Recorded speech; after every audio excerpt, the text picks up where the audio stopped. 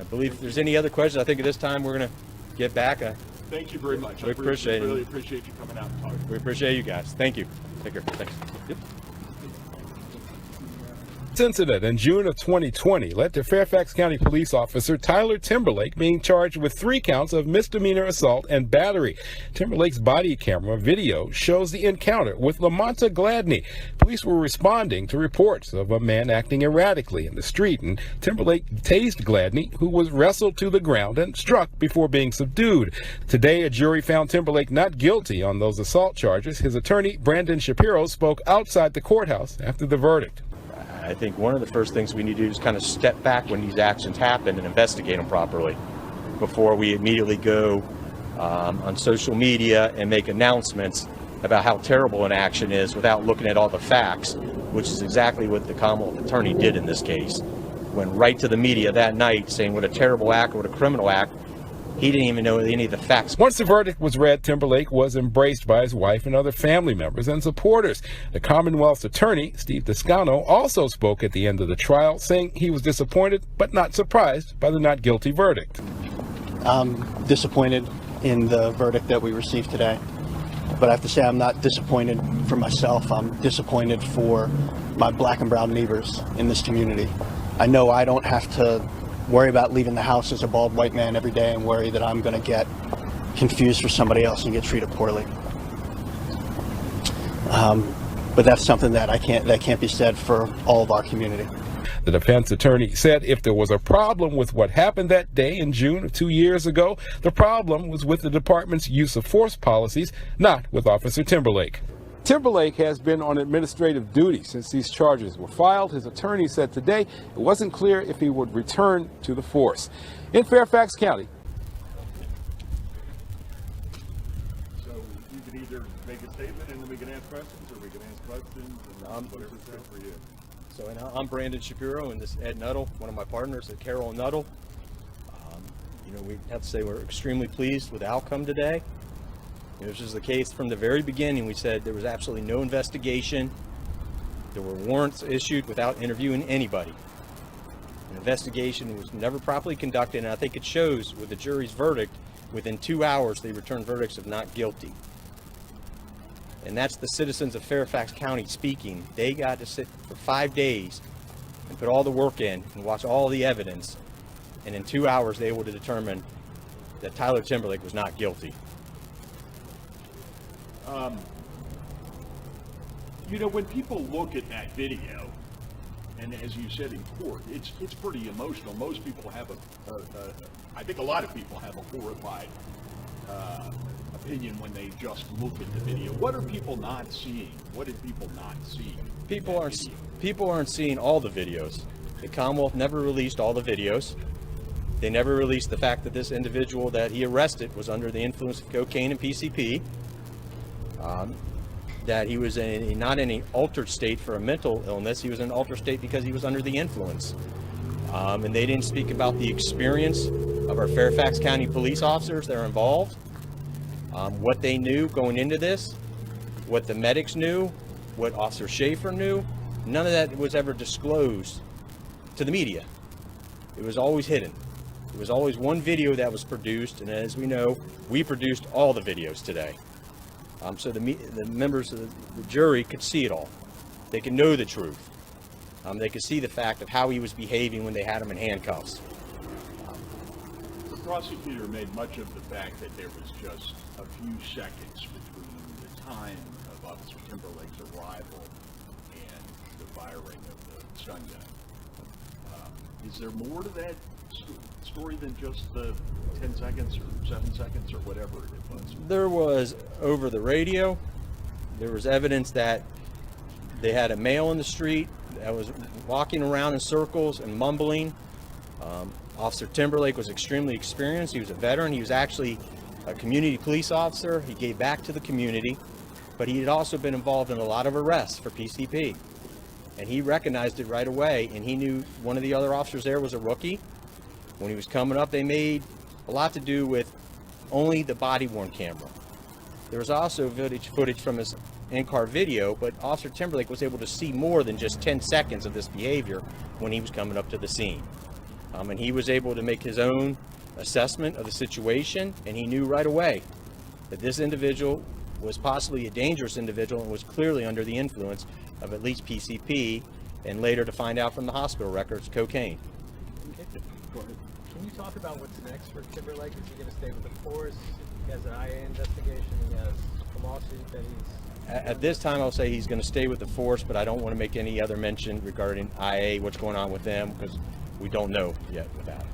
Counsel doesn't usually like to describe conversations between counsel and client, but could you tell me, because we didn't, I mean, for the viewers,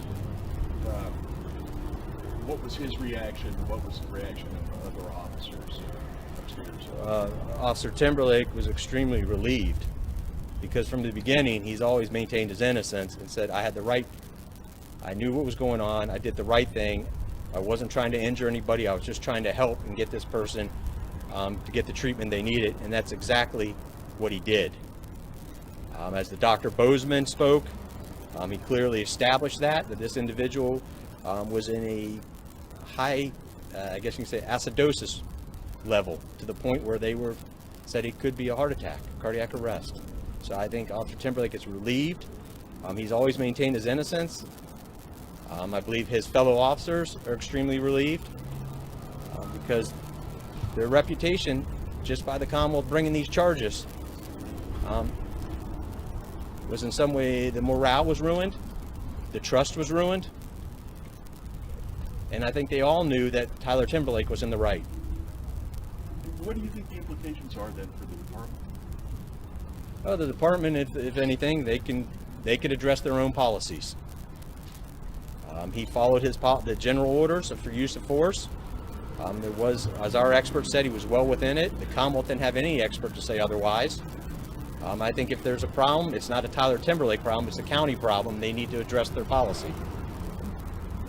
Beyond the mistaken identity, I mean, your argument was that beyond the mistaken identity thing, that even if there wasn't that his actions were still objectively reasonable?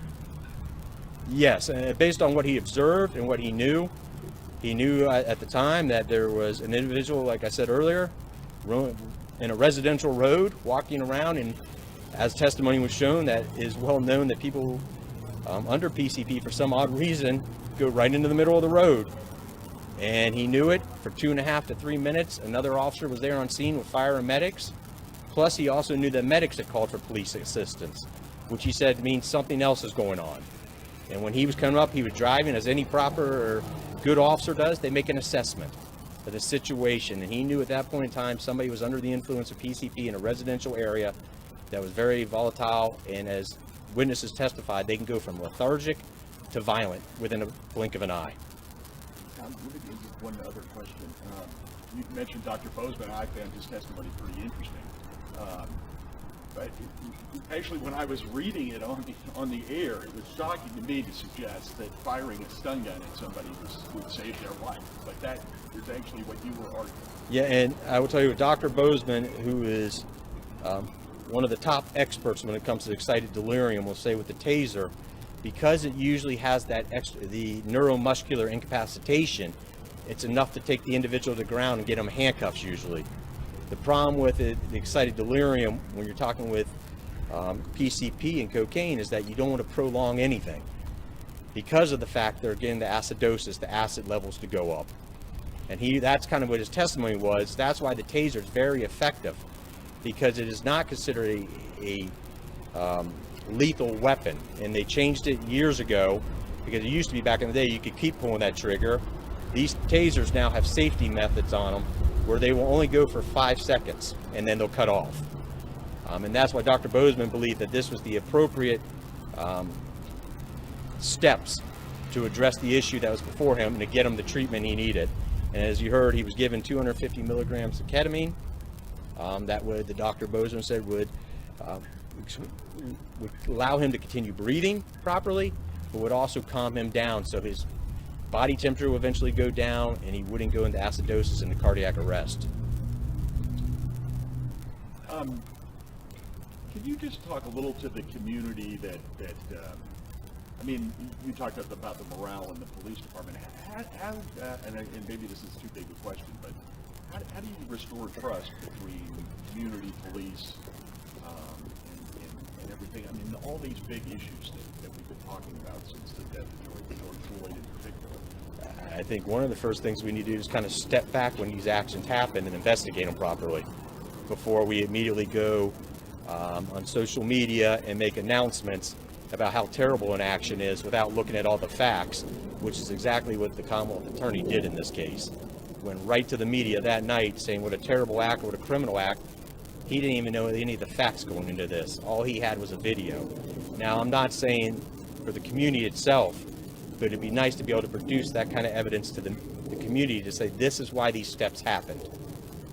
And I think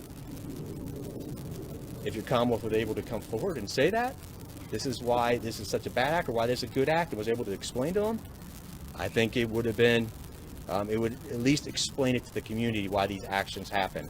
But when you have your chief of police and your Commonwealth Attorney making these allegations without any investigation, is of course going to arouse the community, especially in light of all the stuff that had been going on, which are, some of those are terrible events, unfortunate events that should never have happened.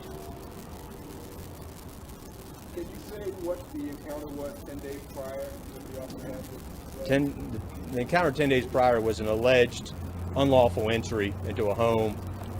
The Commonwealth tried to make it out as though Tyler Timberlake immediately identified Mr. Gladney. It was really that he was sent to the scene to see if they could find somebody. He found a group of individuals. One of the individuals was an individual that they believed might be Mr. Gladney. He actually had to go look him up in the system before making a determination. He still wasn't 100% sure at that time. But that was the allegation. No arrest, nothing, everything of that came out.